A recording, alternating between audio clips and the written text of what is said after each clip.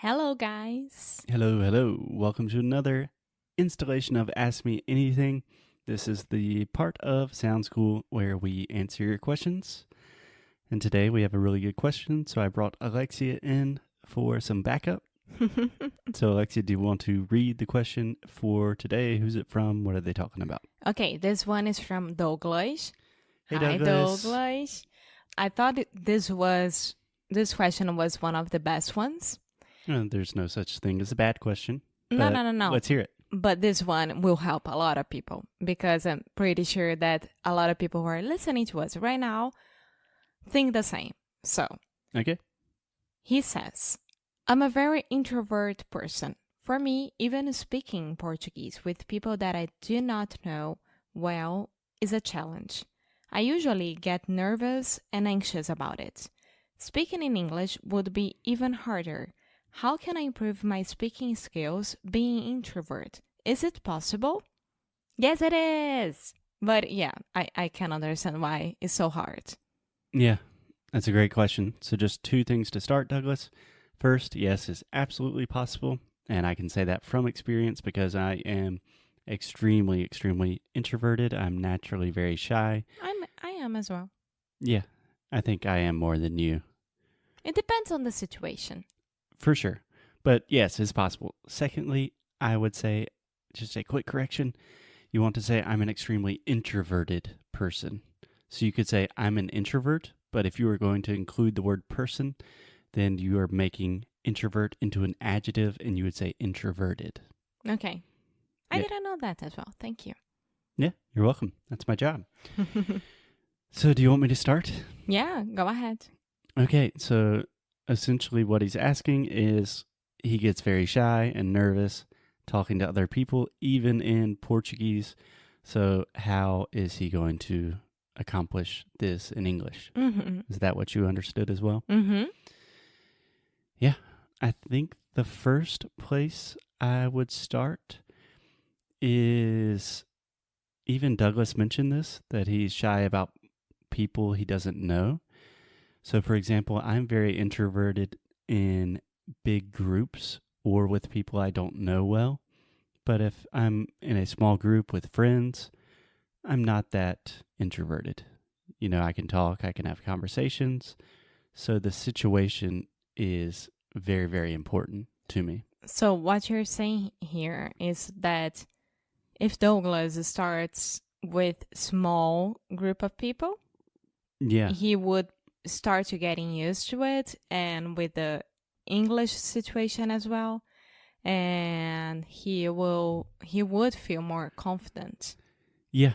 So the way I would approach this is you want to create a place for you to practice and train your English that truly is a safe space, an environment in which he feels very, very comfortable. So imagine if you are working with a language teacher or a language tutor. First, you can always imagine this is on the internet and this person does not actually know me. And if it's not going well and I get really anxious, you can always just exit, click X.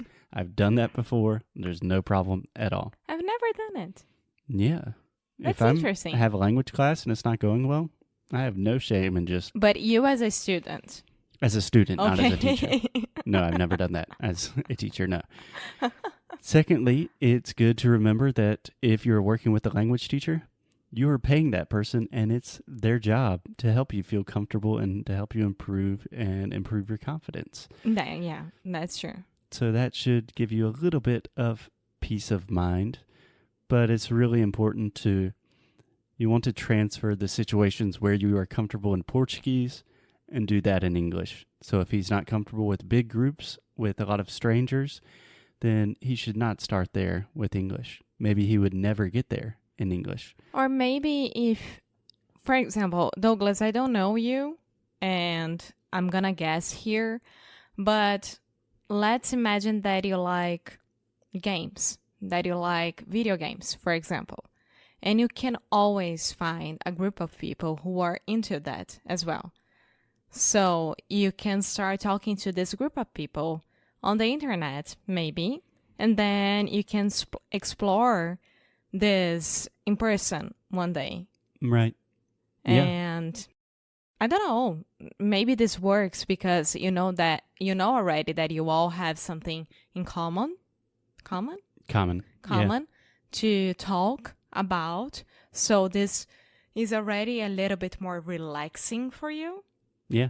I think that's great advice in general. In English, you don't want to talk about things that you would not want to talk about in Portuguese. So that definitely makes things a lot more relaxed and comfortable.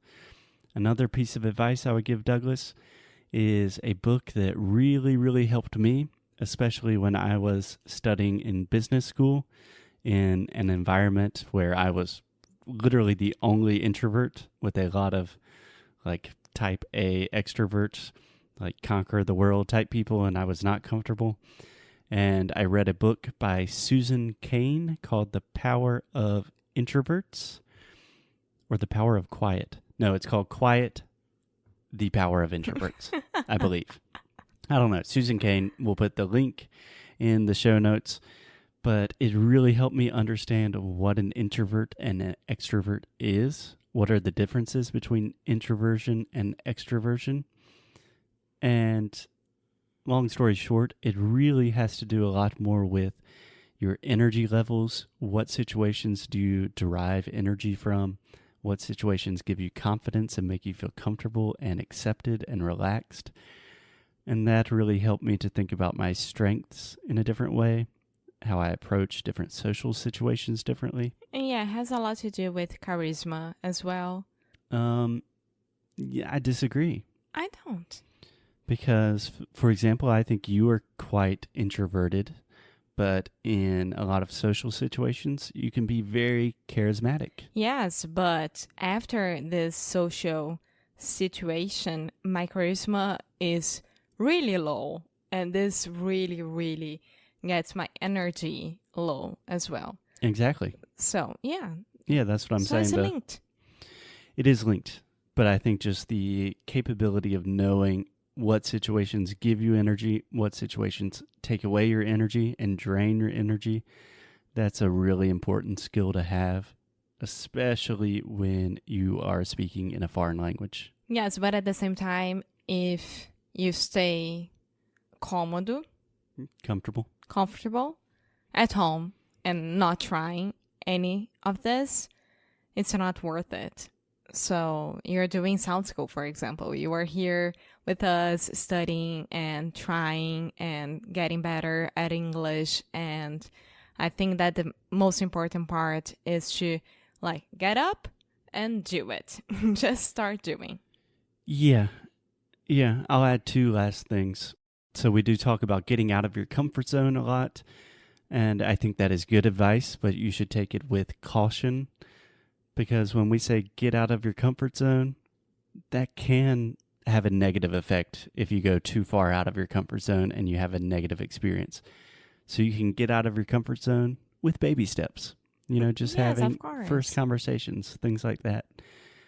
Secondly, and finally, I would add it's really important to work on your scripts. So we talk about it a lot on Sound School as well.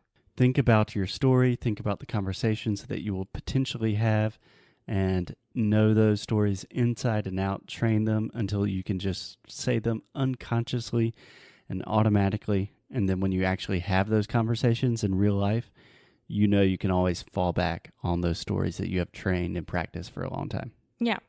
Cool. Yeah. Do you think that was an okay answer? Yes, of course it was. I hope so, because that's a very, very important topic to me. It's something that I've struggled with all my life. Yes, but the last thing, I promise. Sure. Negative situations will happen. Unfortunately, will happen. And maybe your English is not that good that day. Maybe you're not feeling quite well that day. And you had to socialize, for example. And you had to go somewhere and talk to people in English or in Portuguese. Yeah. But at the same time is when you can prove to yourself that you are there, you're trying, and even though it's not your perfect you and mindset, you can do it. So negative situations can teach you a lot as well. Yes, they are inevitable. They will happen. They're going to happen. And I was even telling one of our students this today. the most important thing is really to trust in the process and not focus on results. Because if you want to have a fluent conversation today and it doesn't go that well, that can really bring down your motivation, your dedication. But if you trust that, okay, this is just part of the process, I'm going to say stupid things sometimes, I'm going to make mistakes, then you can really see it as an opportunity and not really a negative thing. Yeah, that's right. Okay. Cool. Yeah. Great question, Douglas. Keep up the good fight. Lose well. That's all part of the game. Really appreciate your question. Anything else, Alexia? No, I'm fine. Just go and do it. Awesome. Thanks a lot. We will talk to you guys soon. Bye. Bye-bye.